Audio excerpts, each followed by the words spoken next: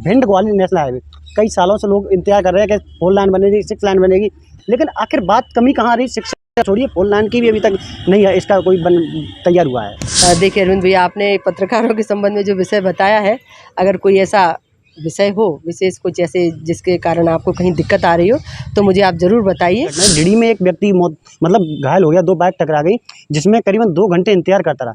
सवाल ये कि एम्बुलेंस भी समय पे नहीं पहुंचती, हमारे यहाँ 100 डायल भी मौके पे नहीं पहुंचती। आपके माध्यम से भी मेरे क्षेत्र के लोगों से भी कहूँ कि जितना जल्दी होगा मैं इस रोड का काम डीपीआर का हो और इस रोड का काम चालू हो और एक बार पुनः मुख्यमंत्री से मिलकर इस रोड के विषय में चर्चा करूँगा। में बैड टच का मामला सामने आता है। अभी एक स्कूल है कोई, उस स्कूल में बता रहा है कि 10 साल की लड़की के साथ बैड टच किया गया। पहुंचे भिंड दतिया की लोकसभा सांसद महोदया के पास। यहाँ कुछ मुद्दों को लेकर हम बात करने वाले हैं। लगातार गर्व होता है हमारा सांसद दिल्ली में अपनी समस्या का लो बताता है और उस समस्या पे एक्शन भी किया जाता है। तो इस गर्व की बात भिंड जिले के दतिया के लोगों के लिए भी है। यहाँ कुछ मुद्दों को लेकर बात कर लेते हैं। सबसे पहले मैडम ये बात सवाल है कि भिंड ग्वालियर नेशनल हाईवे कई सालों से लोग इंतजार कर रहे हैं कि 4 लाइन बनेगी, 6 लाइन बनेगी। 6 लाइन डीपीआर की भी आपने भी लोकसभा में रखा और वो सब लोगों ने देखा भी था, लेकिन आखिर बात कमी कहाँ आ रही? शिक्षा छोड़िए, 4 लाइन की भी अभी तक नहीं है, इसका कोई तैयार हुआ है। नमस्कार अरविंद जी। देखिए जैसा कि आपने ग्वालियर भिंड इटावा मार्ग की चर्चा की है, चूँकि इसके लिए लगातार मैं पूरी तरह से प्रयास भी कर रही हूँ और हमें सफलता भी मिली है। माननीय गडकरी जी के माध्यम से रोड को स्वीकृति तो काफ़ी पहले ही मिल चुकी है और डीपीआर के भी टेंडर लग चुके हैं, किसी कंपनी को डीपीआर का काम भी मिल चुका है। अब देरी क्यों हो रही है इसके बारे में और चर्चा करूँगी।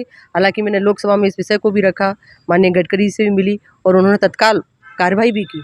तो मैं समझती हूँ जल्द से जल्द इसका डीपीआर भी बनेगा और रोड जो कि 4 लाइन की स्वीकृति आई है, एक लोकसभा में क्वेश्चन भी आया था मेरा, उस क्वेश्चन में मैंने माननीय मंत्री से पूछा तो उन्होंने वहाँ मैंने 6 लाइन की कहा तो उन्होंने उसका कहा कि नहीं 4 लाइन संशोधित होकर 4 लाइन स्वीकृत के लिए की गई है।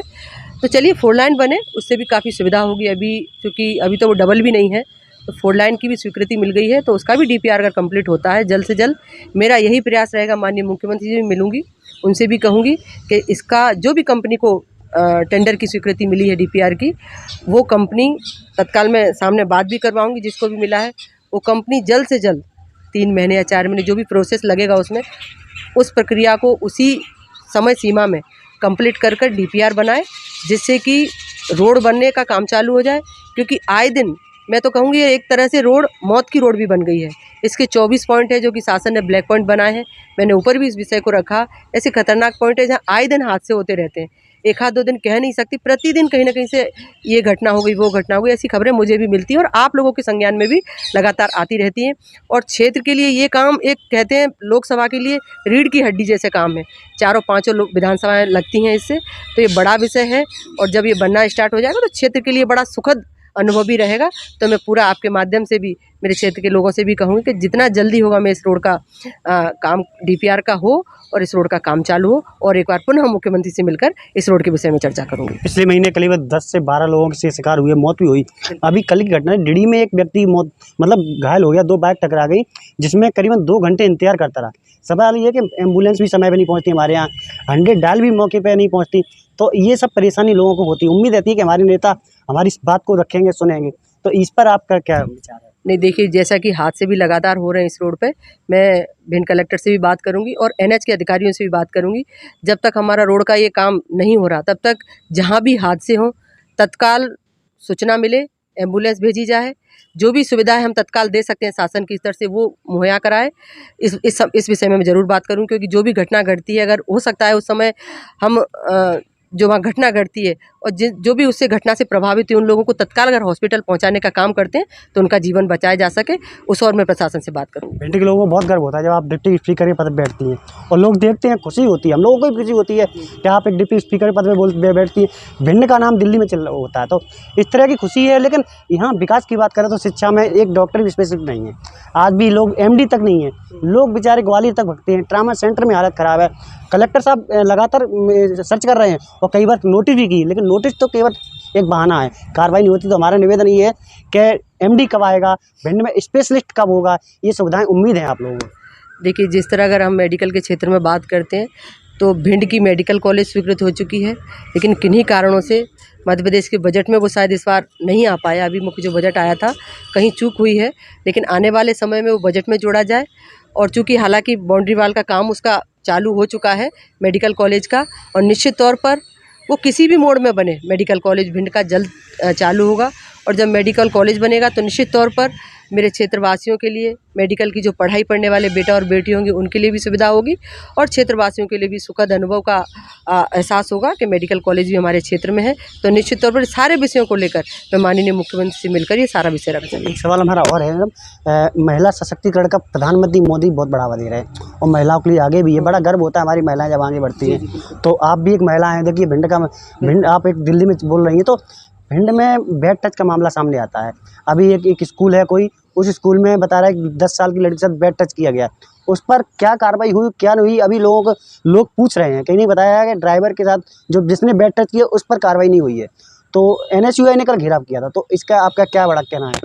देखिए, सबसे पहले तो हमारी भारतीय जनता पार्टी की सरकार माननीय प्रधानमंत्री जी के नेतृत्व में तीसरी बार जनता के माध्यम से, जनता के आशीर्वाद से NDA की सरकार बनी। और ये पहला है कि इतने लंबे समय तक भारतीय जनता पार्टी के प्रधानमंत्री रहते हुए आज माननीय प्रधानमंत्री जी के नेतृत्व में हम सब काम कर रहे हैं। और मुझे भी प्रसन्नता होती है कि इस तीसरे कार्यकाल में माननीय प्रधानमंत्री जी के नेतृत्व में पार्टी ने मुझे टिकट दिया, और यहाँ से क्षेत्र की जनता ने अपना आशीर्वाद देकर पुनः इस बहन को दूसरी बार सेवा का अवसर दिया। तो और बड़ी बात ये भी है कि इस आशीर्वाद के कारण जो एक मुझे भी पहला अनुभव है कि सभापति तालिका में मेरा नाम जोड़ा गया पार्टी और सरकार के माध्यम से, निश्चित तौर पर जो मुझे भी वहाँ काम करने का अवसर मिला है, मुझे भी वहाँ से बहुत कुछ सीखने को मिल रहा है। मैं धन्यवाद ज्ञापित करती हूँ मेरी सरकार को, मेरे पार्टी के सभी वरिष्ठ नेतृत्व को और मेरी क्षेत्र की जनता को, क्योंकि अगर जनता आशीर्वाद नहीं देती तो वहाँ तक पहुँचना मुश्किल था। तो मेरी क्षेत्र की जनता जनार्दन को, सामान्य सभी मेरी जनता को, सम्मान्य सभी मेरे कार्यकर्ताओं को और आप सबको, क्योंकि आप सबकी बड़ी भूमिका रहती है, पत्रकार भाइयों की बड़ी भूमिका थी। आप सब ने चुनाव में आप सबका सहयोग रहते हुए वहाँ पहुँचाया आप सब ने। तो निश्चित तौर पर चाहे सभापति तालिका से वहाँ बैठने का अनुभव वो भी एक मेरे लिए नया है। और जिस तरह चाहे हमारे मुख्यमंत्री जी के नेतृत्व में, प्रदेश के हमारे मुखिया, उनके नेतृत्व में लगातार बहन बेटियों के लिए इतनी कल्याणकारी योजनाएँ चलाई जा रही हैं, वो नीचे तक गाँव-गाँव तक पहुँच रही हैं। चाहे बहनों को 4 करोड़ आवास देने के विषय हो, चाहे हमारी 11 करोड़ बहनों को शौचालय देने का काम हो, चाहे हमारी बहनों को सशक्तिकरण करते हुए चाहे नगरीय निकायों में 50% का आरक्षण हो, चाहे विधानसभाओं में 33% आरक्षण देने का विषय हो। और आने वाले समय में जो चुनाव होगा अगला, हो सकता है कई सीटें हमारी बहनों के लिए सुरक्षित हो जाएंगी। तो निश्चित तौर पर नारियों का सशक्तिकरण करने के लिए हमारी भारतीय जनता पार्टी की सरकार माननीय मोदी जी के नेतृत्व में और माननीय हमारे यशस्वी प्रदेश के मुख्यमंत्री जी के नेतृत्व में लगातार बहनों के कल्याण के लिए काम हो रहा है। अब चूंकि ये विषय आपका आया है कि एक बेटी के साथ कोई बैड टच का मामला आया है, किसी स्कूल का बेटी गई थी, तो निश्चित तौर पर मुझे आपके माध्यम से जानकारी मिली है। लेकिन मैं इस संबंध में, इस विषय के संबंध में स्कूल संस्था से भी बात करूंगी और अधिकारियों से भी बात करूंगी। आने वाले समय में ऐसे विषय नहीं आने चाहिए, क्योंकि हम आज जिला पंचायत हमारी बहन है, हमारी नगर पालिका की बहन अध्यक्ष है, यानी मातृशक्ति यहाँ जनप्रतिनिधि के रूप में मौजूद है। तो ऐसी शर्मसार घटनाएं तो बिल्कुल नहीं होनी चाहिए और शासन का भी बड़ी अहम भूमिका होनी चाहिए कि ऐसी घटनाएं अगर घटती हैं तो तत्काल उस पर त्वरित कार्रवाई होनी चाहिए। ये मैं ज़रूर कोशिश करूँगी। कोशिश क्या, मैं सख्त अधिकारियों से इस विषय को लेकर निर्देश दूंगी कि ऐसे विषय अगले आने वाले समय में नहीं आने चाहिए, और आते भी हैं तो तत्काल उस व्यक्ति के खिलाफ, चाहे वो कोई भी हो, ऐसे मामलों पर तत्काल कार्रवाई होनी चाहिए। एक सवाल हमारा अंतिम ये है, मीडिया में पत्रकार लोग हैं, पत्रकार तो सबके पास पहुंचते हैं, सबकी समस्या को उठाते हैं, आप लोगों तक पहुंचाते हैं, लेकिन पत्रकार के साथ विरोध बहुत होता है, पत्रकार कई शिकार होते हैं। तो क्या पत्रकारों के प्रति लोकसभा में कोई आप विशेष रखना, सुरक्षा के लिए कुछ रखना चाहेंगी? देखिए अरविंद भैया, आपने पत्रकारों के संबंध में जो विषय बताया है, अगर कोई ऐसा विषय हो विशेष कुछ ऐसे जिसके कारण आपको कहीं दिक्कत आ रही हो तो मुझे आप ज़रूर बताइए, जैसा भी होगा, क्योंकि मुझे भी जानकारी नहीं है। बहुत सारी चीज़ें ऐसी रहती हैं कि जो हमें नॉलेज नहीं रहेगा, लेकिन अगर कुछ ऐसी चीज़ें हैं जिनको हम वहाँ रख सकते हैं आपके हित के लिए, निश्चित तौर पर ये बहन पूरा प्रयास करें। बहुत बहुत धन्यवाद। ये हमारी सांसद संध्या राय थी। लगातार भिंड की जो सांसद लोकसभा में अपनी बात रखती और बाकायदा लोगों के काम कराने के सबसे आगे रहती हैं। इसी नेशनल हाईवे 719 तक हमने ये सवाल किया, बताया कि आगे जल्दी इसका निर्माण कार्य शुरू हो जाएगा। आप